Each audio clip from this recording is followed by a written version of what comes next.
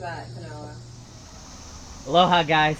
Today we're going to be building Tarantula Kat a new filter. The filters that I make I use for all my cages with aquatic animals, and they are extremely easy to use, less maintenance, and just all around the best filter you'll probably see. So I'm going to show you guys how to make that, but let's crack open a Hawaiian Sun. Let's get to work. Alright Ohana, this is some of the parts that you are going to need to turn this 30-gallon barrel into a 30-gallon filter. Or you can even do a 50-gallon filter, just like I use this 50-gallon drum for. This idea came from my outdoor pond that I built with a wetland filter. You can see how clear the water is, that you can see the fish down at the bottom swimming. And so I took this concept of an outdoor wetland filter and used it for all my water features. And of course, this is a custom built, so you can make different sizes. So I used a 100-gallon stock tank for this one. You can see the different grades of rock that I've used here. And it's the same concept that I use for all of them. Larger rocks, medium rocks, and smaller rocks. We're going to start by placing the PVC pieces in the barrel so we can measure out what size pipe we need to cut to make the connections. Now keep in mind, we're using 2-inch PVC because of the size of the motor that Kat is using and the size of the filter that we're building here. But you can always use what you need for what filter you want. And we measured 6.5 inches in the barrel, and so of course that's what we're going to use, and we're going to mark here, and we're going to cut that using PVC cutters that are made to cut 2-inch PVC. And I recommend getting those because they're a lot easier to use than a PVC handsaw. And we're just going to connect that 6.5 PVC pipe to the 90-degree angle 2-inch coupling. And same with the other side. And even use the ground if you need to get a tight finish. But note, we're not using any glue for this, because it's not needed since it's going to be underwater anyways. And so we're going to repeat the process, but we're going to go with our intake pipeline side. And you're just going to measure that again. And again. And so we measured out our 4 3/4 line. I'm just going to mark it. And once again, we're just going to use the PVC cutters and we're going to cut that again. And we're just going to connect that to the pieces we already have set. And that is going to be our intake side. And now we're just going to place that in the barrel just to make sure it fits correctly. That's looking good so far. So now we're going to place the other part in, and that is our clean out side. And we're going to go ahead and measure it. Keep in mind when you're measuring part of the pipe that's going to be inside the PVC, so don't forget that. And again, just like last time, we're going to mark that 3.5 line onto our PVC pipe, and we're going to go ahead and use those PVC cutters and cut them again. And you don't have to use these tools that I'm using. Use whatever works for you. If you like using hand saws, use hand saws. If you have better cutting tools, use those. Just whatever works for you to get the job done. And then we're going to take that 3.5-inch pipe and just connect it to our clean out side. And notice too that the 90-degree that we're using for our clean out side is different than our intake. Because the intake is going to be forced through by a pump so it can have sharper turns, but the clean out side we want it to be an easier turn. And we're going to go ahead and set both the pieces in just to make sure that they fit right. And so now we're going to drill holes into the PVC pipe. And what you're wanting to do is you're wanting to create holes on the top and slightly on the sides of our filter snorkel. This is going to create a slow rise for the water to slowly come up through the rocks. And keep in mind, they don't have to be perfect, so don't stress out if they're not even. And so now we're going to use this 3-inch hole saw. And that's what we're going to use to drill a hole into our barrel.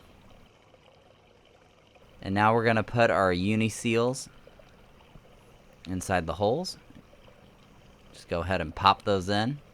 Then we're going to pop the Uniseal on the other side too. And so the barrel that you have should look like this. And you could always add more holes in depending on the size of the motor that you're using. Now we are going to take the 2-inch PVC pipe.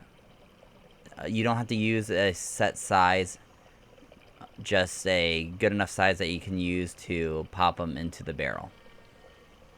And if the PVC pipe doesn't fit in smoothly, what you can do is taper it by using a multi-tool or any other tool you have to do this. And so we're just going to grind down the sides to just make it a little bit easier for us to push through the barrel.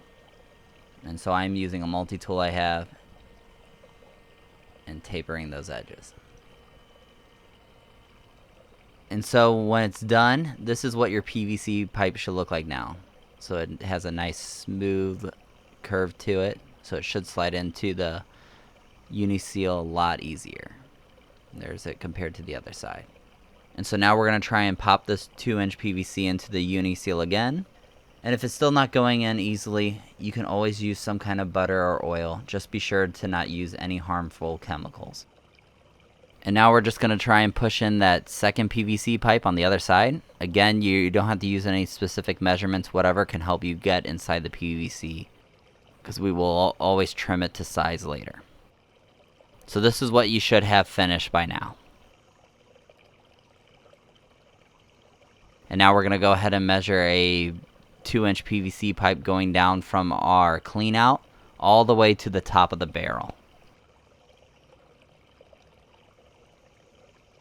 And then we're going to place it in again to see how it fits and just to show you guys. And so this is what you should have. And now we're going to finish the rest at Kat's house.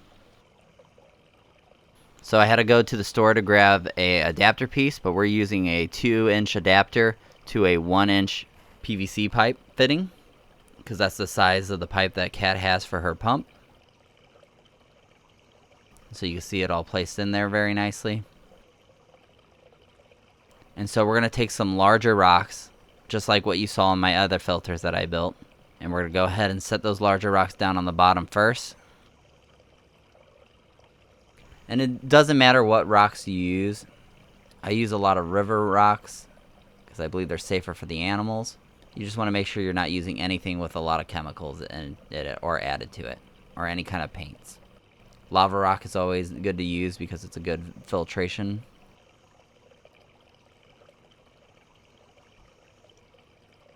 Then we're going to go ahead and just make sure we cover the top layer with it. So what we're doing right now is just creating layers of the rock. So now we're going to pour a smaller size lava rock on top.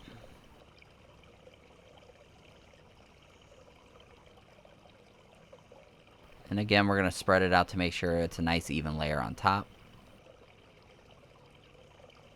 What you're going for is an 1 to 2 inch cover on top.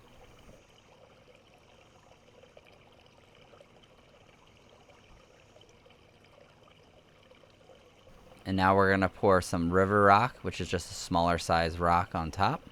About an 1 to 2 inch layer again. You can always go more or less depending on the size of your filter. And then you're going to want to smooth that out again evenly.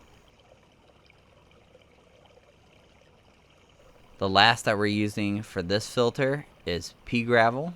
And again, it's just another smaller grade of rock. And we're going to smooth it out. And you can use sand if you were going to put a next layer. Sand would probably be the next one to put on, but it's not necessary. Okay, now we are going to fit the motor pipe, which is a 1-inch PVC. And we're just going to cut that around to pretty much get it to the filter.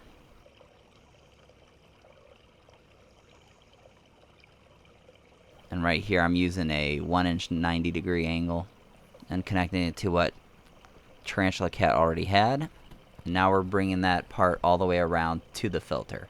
And this is the part where you're going to go ahead and cut everything to size. And as you can see, I already put a cap, a 2-inch PVC cap on that 2-inch clean out pipe on the right side. That's just to keep it from anything going down in there.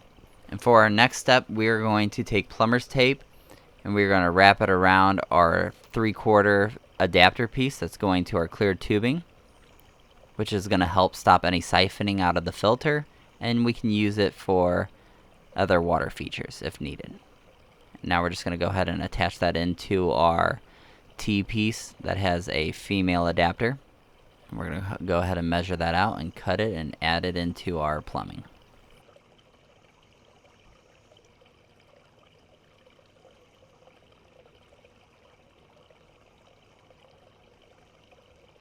And like I said, this really helps. This piece is important because it keeps the water from siphoning out if the motor were to shut off or if you were to run out of electricity while you're gone. Because if you have any aquatic plants growing out of this filter, or if you have any kind of creature inside there that needs water, you don't want it to drain, and they will siphon and drain. And so I just use this to keep that from happening. As you can see in this video that I did, because you can make them into a bubbling rock like I did for this caiman lizard. And now we're just going to attach the clear tubing into the fitting. That's pretty much all we need for now for this. So this is what you should have with your filter. And I wanted to give Kat the option since she loves having pet crawfish. So I put some drain caps to make sure he doesn't fall out and become a Bowser snack. Now we're going to size our outlets for our water filter going back into Bowser's tank. And so we're cutting them so they fit perfectly. And you can adjust the height in case you want a louder sound. Oh, hey Bowser. You see Bowser getting all curious on what we're doing. So we're going to go ahead and add those 90 degrees in there so it does a straight drop into there.